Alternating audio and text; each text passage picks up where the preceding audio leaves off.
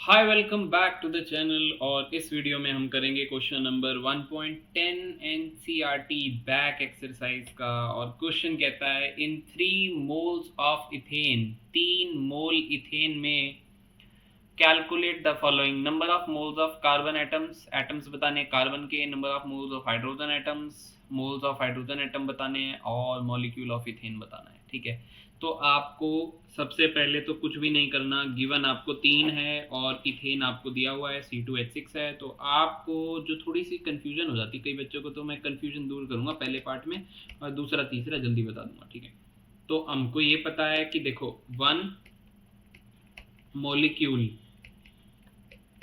C2H6 में, मैं मोल पे भी आऊंगा, अभी पहले मोलिक्यूल की बात कर रहा हूं। एक मोलिक्यूल C2H6 में कितने कार्बन के एटम्स हैं? 2 एटम्स ऑफ कार्बन है। ठीक है ना, तो आपको मोल्स एटम्स की फॉर्म में बताना है। ठीक है ना भाई, इतने मोल्स हैं। तो मैं अगर आपसे ये पूछूं कि यार एक मोलिक्यूल में 2 एटम आपको दिखने हैं, तो आप चलो ये बताओ 5 मोलिक्यूल C2H6 में कितने होते? आपने कहा कि यार एक में 2 हैं, 5 में 10 एटम होंगे। इस बात पे तो आप एग्री कर ही रहे हो। ठीक है ना, अब मैं आपको बोल रहा हूं कि आप मुझे ये बताओ कि Avogadro number of molecule according to the mole concept, according to the mole concept 1 mole of any substance में, किसी भी सब्सटेंस के 1 मोल में कितने मॉलिक्यूल्स होते हैं?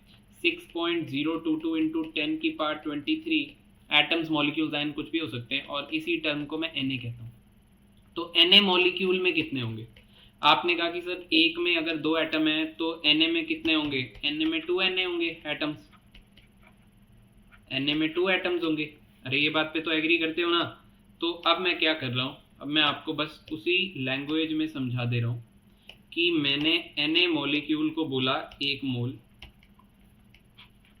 1 मोल ऑफ C2H6 में, और 2Na को बोला 2 मोल, 2 मोल एटम्स ऑफ कार्बन होंगे। सही है, 2 मोल एटम्स ऑफ कार्बन लिखा हुआ है यहाँ पे, अगर आपको दिख नहीं रहा तो। ठीक है ना, एटम्स ऑफ कार्बन मैं छोटा लिख देता हूँ थोड़ा सा।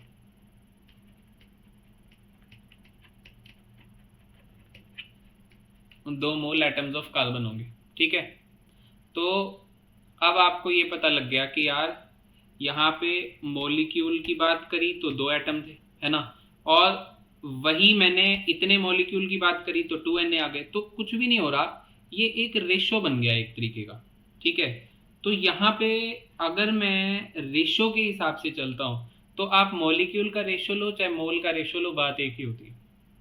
कहने का मतलब, अगर मैं बोलूं कि मेरे पास 1 मोल मॉलिक्यूल्स हैं तो उसमें कितने मोल एटम्स होंगे कार्बन के? तो भैया एक मॉलिक्यूल में 2 एटम थे, तो 1 मोल में 2 मोल एटम्स ऑफ कार्बन होंगे, और तो कुछ नहीं होगा। तो बस उसी तरीके से आपने ये कर लिया काम। अब मैं आपको ये बोल रहा हूं कि आपके पास 1 मोल C2H6 में 2 मोल एटम्स हैं, तो गिवन कितने थे? 3 मोल। तो 3 मोल ऑफ C2H6 में, 3 मोल्स ऑफ C2H6 में, एक में अगर 2 मोल हैं तो 3 में कितने होंगे? 6 मोल कार्बन एटम्स होंगे। तो पहले पार्ट का आंसर आ गया 6 मोल कार्बन एटम्स। तो ठीक है ना, तो ये आ गया 6 mole carbon atoms. Second part का अब मैं डायरेक्ट बताऊंगा आपको, फटाफट से देखो। Number of moles of hydrogen atoms, तो मैंने बोला कि जनाब ऐसा है, एक मोलिक्यूल C2H6 में ना 6 हाइड्रोजन के एटम है, 6। तो 1 मोल में, 1 मोल C2H6 में 6 मोल हाइड्रोजन के एटम्स होंगे, और कितने मोल गिवन है? 3 मोल। तो 3 मोल C2H6 में कितने होंगे? 3 से इसको मल्टीप्लाई कर देना, 18 मोल हाइड्रोजन हमारा क्या आ जाएगा? आंसर। तो सेकेंड पार्ट का आंसर आ गया 18 मोल हाइड्रोजन। नेक्स्ट वो कह रहा है number of molecules of ethane कितने होंगे? Number of molecules of ethane कितने होंगे 3 मोल्स ऑफ इथेन में?